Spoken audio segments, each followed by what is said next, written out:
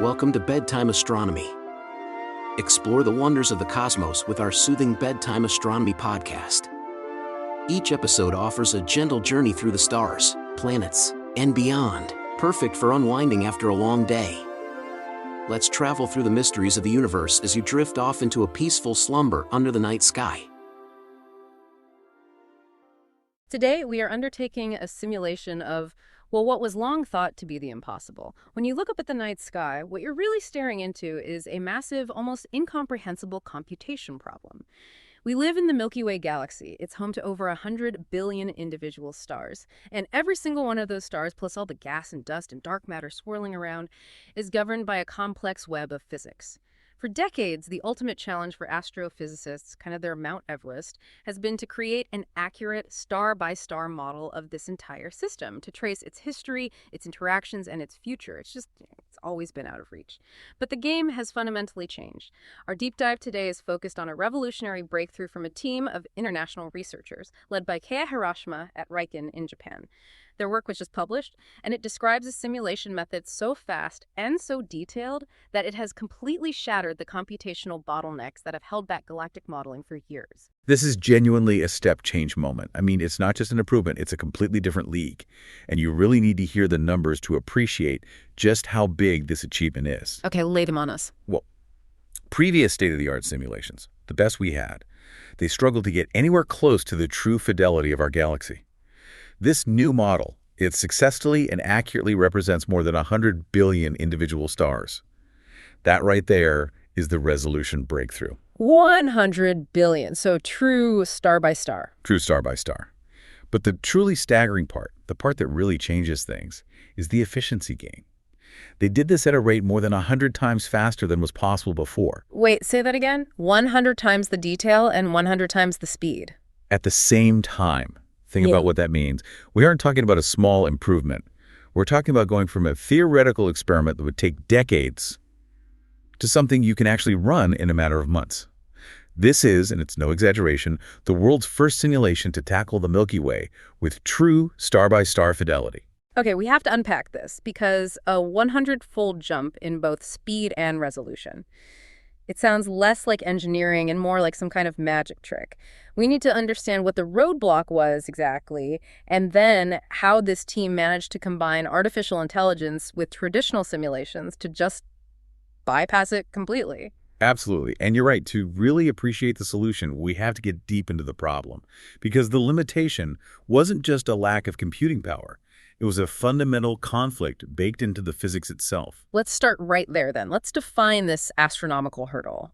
Why was simulating the Milky Way star by star, with just conventional methods, considered practically impossible for so long? Well, the whole point of these efforts is pure scientific discovery, right? It's about understanding how galaxies evolve.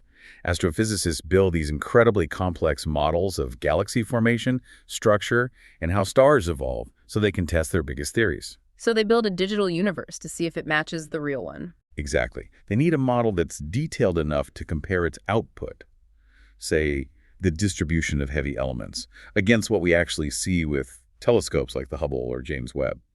If the model doesn't match reality, then the theory is wrong, or at least incomplete. And when you say an accurate model of a galaxy, we're not just talking about plotting points on a map. You're talking about modeling the entire engine of the system, all the physics. That's it. It is the definition of a multi-physics problem on a gargantuan scale. To get it right, the model has to account for multiple, wildly complex interacting phenomena all at the same time. Such as? You've got gravity, the universal influence of it. Then you have the fluid dynamics of these huge turbulent clouds of gas and dust.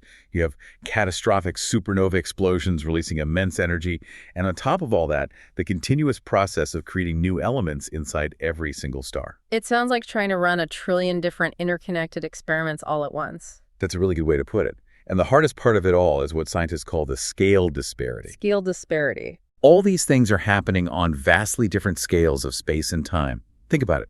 Gravity, which dictates the overall shape of the galaxy, the spiral arms, that's a huge, slow, large-scale thing. It plays out over billions of years and thousands of light years. Okay, the big picture. Right. But then you have a supernova. That's a small, fast, local event. It plays out in a tiny region of the galaxy over maybe tens of thousands of years, or even less. a blink of an eye in cosmic time, and trying to cram those vastly different scales into one single cohesive model. Well, that's what creates a paralyzing computational conflict. Let me see if I can wrap my head around this with an analogy. Let's say you want to make a video of a flower growing from a seed all the way to a full bloom. That takes months. Okay, yeah. But while you're filming that flower, a tiny hummingbird flashes past the frame in 1/100th of a second. If your goal is to capture both the slow growth of the flower and the precise, rapid wing beats of the hummingbird with equal detail, the speed of your camera, your frames per second, has to be dictated by the fastest event, by the hummingbird. That is precisely the problem. That is the challenge for the supercomputer. The flower is the galaxy's structure, slow and governed by gravity. The hummingbird is the supernova, that localized violent explosion. If the model has to track what's happening locally at the speed of that explosion, it has to use impossibly short time steps, little tiny snapshots in time. And doing that for the whole system is the killer. That's what killed it. Demanding those ultra-short time steps across a system of 100 billion stars is what made simulating the entire galaxy impossible. Which leads us right to the limitations of the previous state-of-the-art. If you couldn't run the whole galaxy with those short time steps, you had to compromise on the detail, on the resolution. So what was the compromise? The source material is very clear on this. Previous high-resolution attempts, they had an upper mass limit of only about 1 billion suns. 1 billion, when the Milky Way has over 100 billion. Exactly. So they were forced into this, well, disastrous compromise. They had to sacrifice individual star resolution. They used what the researchers called the star cluster particle. The smallest unit in the model wasn't a single star. It was a cluster of stars, often weighing 100 suns or more, all treated as a single particle. Wait a minute. If the whole point is star-by-star fidelity, how can you justify lumping 100 suns together and calling it one thing? Doesn't that just defeat the purpose from the start? It does, and that's exactly why the fidelity was so low. When you average out 100 separate stars into one data point, you lose the ability to model the detailed physics of how stars actually evolve. What happens to the individual massive stars, the ones that live fast, die young, and go supernova? That just gets completely lost. It's averaged out by the group. And supernovae are critical, aren't they? They're the element factories. They're everything. They are the primary way heavy elements get created and distributed. They're the raw ingredients for new stars, for planets, and, ultimately for life.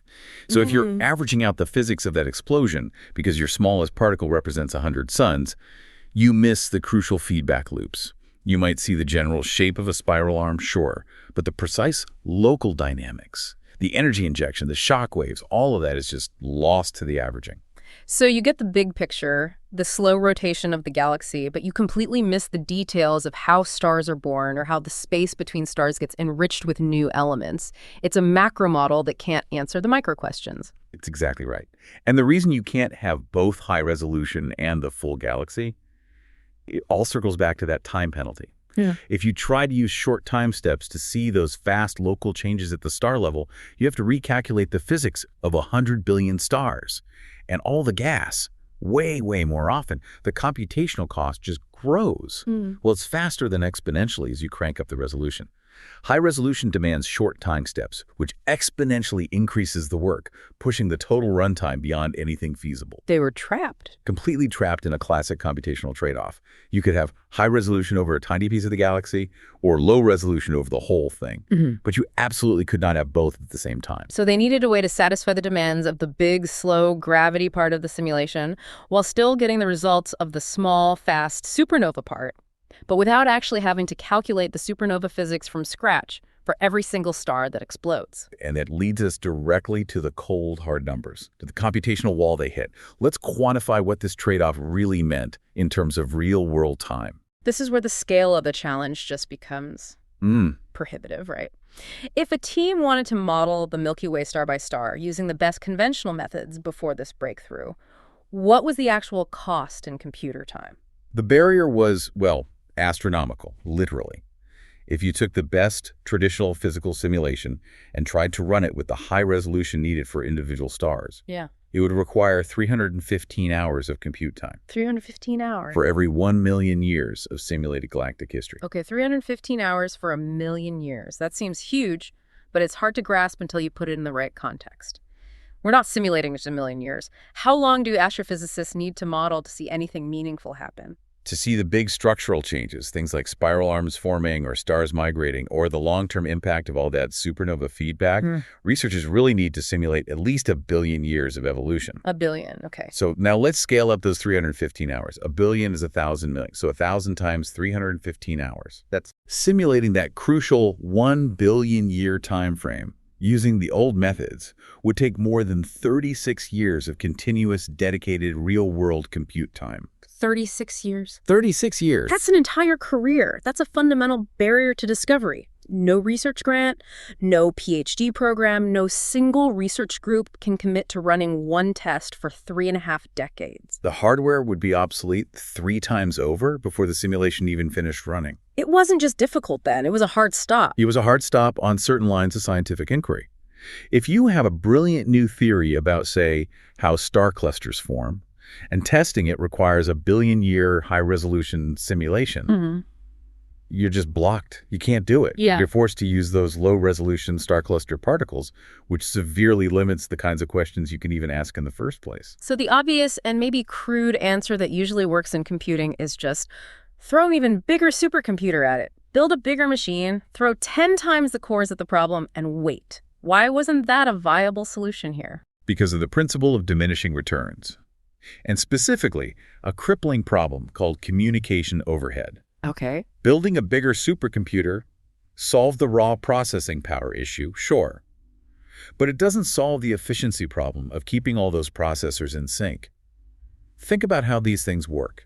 You take your 100 billion stars and all the gas, and you distribute the calculations across millions of processor cores, or nodes.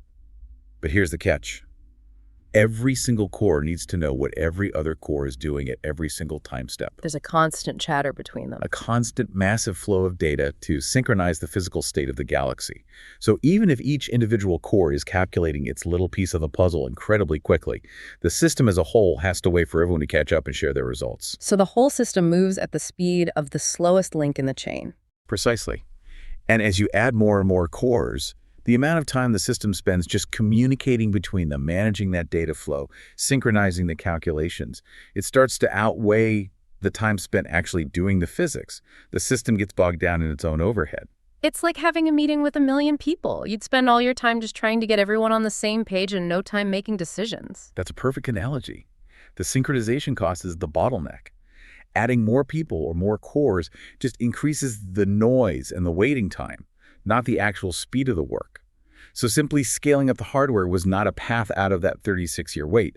They needed a paradigm shift, not just a hardware upgrade. The conventional equations, no matter how fast you ran them, demanded that you calculate every tiny detail of the fastest event across the whole system at every single snapshot. That was the core inefficiency. Correct. The computational wall wasn't just a lack of transistors. It was a fundamental efficiency problem in the method itself, trying to model these vastly different timescales simultaneously with rigid traditional physics equations. And this brings us to the game-changing solution, the AI shortcut. This is where the innovation team comes in and essentially tells the computer, you don't need to calculate this from scratch every time. We've taught an AI the answer. Tell us about the core methodology they used. So the team, led by Hiroshima at Riken's IBM Center, along with collaborators from the University of Tokyo and Universitat de Barcelona, they focused on one thing: breaking the dependency between the fast, small-scale physics and the slow, large-scale physics. Their core idea was to combine the high-fidelity, traditional physical simulations for the large scale with a specialized AI technique known as the deep learning surrogate model for the small scale. Okay, the term surrogate model is key here. It's not replacing the entire physics simulation, right? It's replacing just one component, the most expensive component. Exactly. And which component do you think they targeted? The hummingbird. The supernova. The supernova. As we discussed, that's the primary bottleneck. It's rapid, it's localized, it has incredibly complex fluid dynamics, and it demands those tiny time steps that paralyze the main simulation. When a massive star dies, the gas around it is shocked, heated, and expands rapidly. Calculating that complex feedback with conventional methods is what was costing 315 hours for every million years of simulated time. So how do you train an AI to solve a problem like that, a fluid dynamics problem? Well, you leverage existing high-resolution simulations. Before this breakthrough, researchers could run incredibly detailed short simulations of a single supernova explosion. just in a small, isolated box, not inside a whole 100 billion star galaxy. Right, they could do the micro, just not the micro and macro together. Right. So the Riken team took terabytes of data from these ultra-high-resolution, standalone supernova simulations and fed it all to a deep learning model. The AI wasn't trained to solve the differential equations of fluid dynamics itself. It was trained to learn the input-output relationship, basically. Given these starting conditions, gas density, stellar mass, etc., what will the precise state of the surrounding gas be 10,000 years, 50,000 years, and 100,000 years after the explosion? So it's pattern recognition, but for physical outcomes.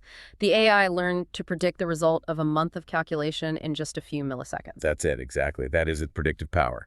The deep learning model learned to accurately predict how the gas expands and how energy is injected back into the galaxy over that critical 100,000-year period after a supernova. This allowed the main simulation to bypass millions of repetitive, tiny fluid dynamics calculations every single time a star died. That makes the computational advantage crystal clear. So instead of the main supercomputer grinding to a halt to calculate a shock wave for 100,000 years the old way, it flags the event. The AI surrogate model spits out the accurate, high-resolution outcome in a fraction of a second. And the main simulation just inserts that result and keeps on chugging along with its large-scale calculations. It's brilliant. It is.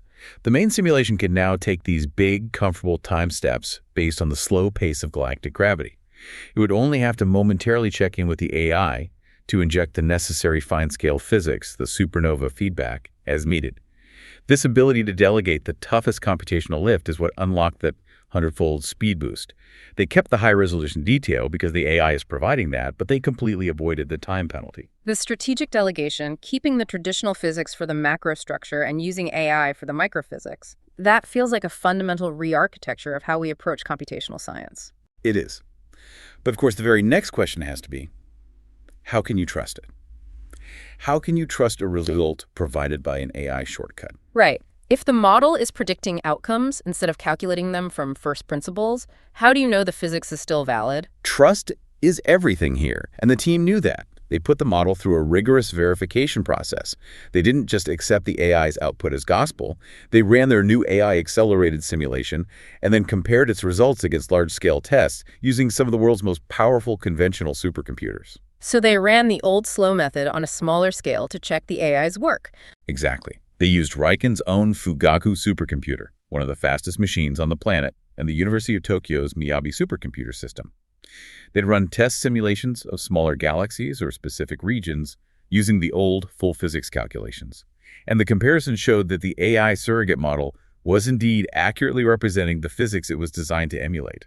That verification step was critical. It validated the AI as a genuine physics tool, not just a data analysis engine. It proved the shortcut maintained scientific fidelity. Okay, so after validating the physics, we get to the payoff. Let's talk about the breakthrough results and what this means for the science of the cosmos, and maybe for things beyond that. We can finally put that transformative speed increase into concrete terms. Remember the old timeline, 315 hours of compute time just to simulate 1 million years of galactic evolution. The number that was the single biggest inhibitor to this kind of research. That time requirement dropped from 315 hours to only 2.78 hours. Wow, 2.78.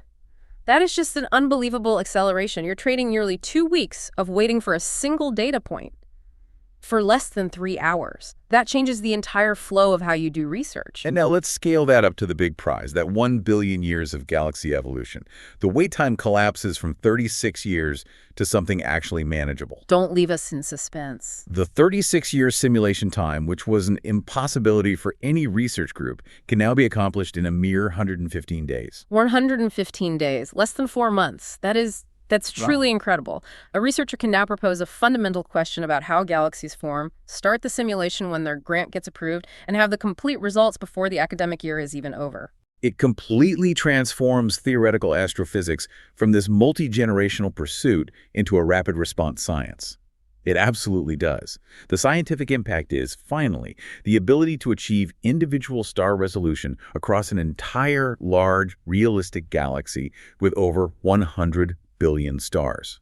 Previously, we had models of galactic structure, or we had models of stellar evolution, but never a single comprehensive model that linked the two in real time. So now you can see the whole system working together. Now researchers can run these simulations where they can literally trace the path of individual stars, watch them explode, and then observe precisely how the energy and elements from that explosion interact with the surrounding gas clouds, influencing the birth of the next generation of stars. Yeah. This level of detail combined with this speed was just completely unreachable before. And as the source material pointed out, this isn't just for, academic curiosity about distant physics. This detailed tracking brings us right back to our own existence, doesn't it? Precisely. The ultimate goal here is understanding our own origins.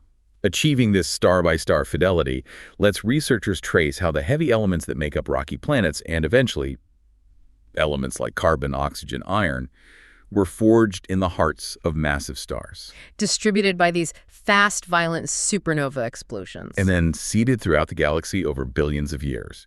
We are now capable of running a detailed history of the chemical evolution of our home.